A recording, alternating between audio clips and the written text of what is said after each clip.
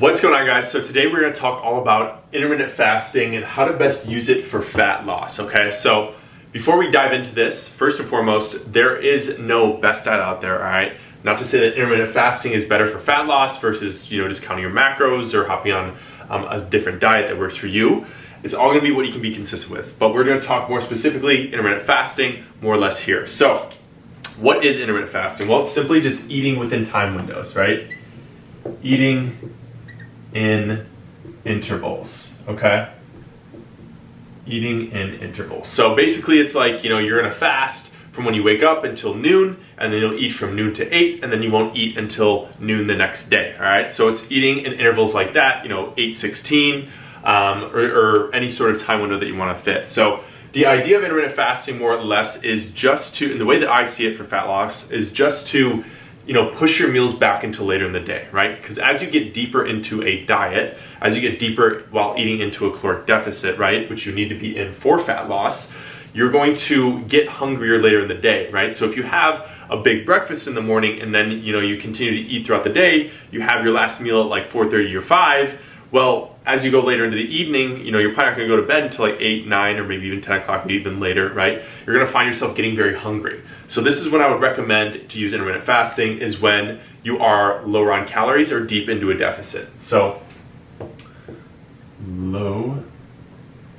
on calories plus deep into deficit, right?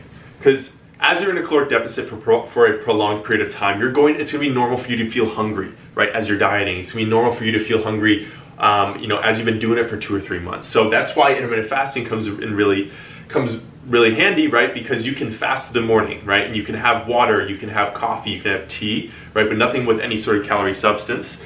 And then have that first meal at noon, right? And it's going to allow you to push those meals off so you can eat closer to bed, so you're not going to bed hungry, or you're not laying in bed trying to fall asleep and your stomach's growling, right? Because that is the worst scenario to be in. So it's just very good that I would recommend. I like to do it, especially while I'm in a competition prep, right? Which I am right now. That's why I'm so freaking lean right now. When I'm in a competition prep and my calories are low, I don't like to be hungry later in the evening, right? It sucks. So that's why I push my meals off my first meal off as far as I can, maybe noon, 1 o'clock even, before I have that meal.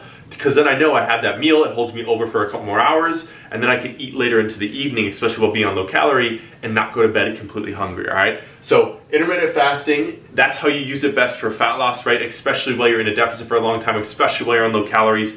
Push your meals off to about 11, 12, 1, or if you can, right out into that range. And it's just gonna give you a lot more time and a lot more freedom to be able to eat some more foods later in the day so you don't go to bed hungry. So that is just a synopsis on intermittent fasting, how to best use it for fat loss, and especially how you can continue to diet and not be so hungry all the time, especially later in the day. And remember, if you are going to fast in the mornings, just make sure you have a lot of water, some coffee to help curb the appetite, and then maybe some tea if coffee's not your thing. So thank you guys for tuning into this video. We'll see you in the next one. Bye for now.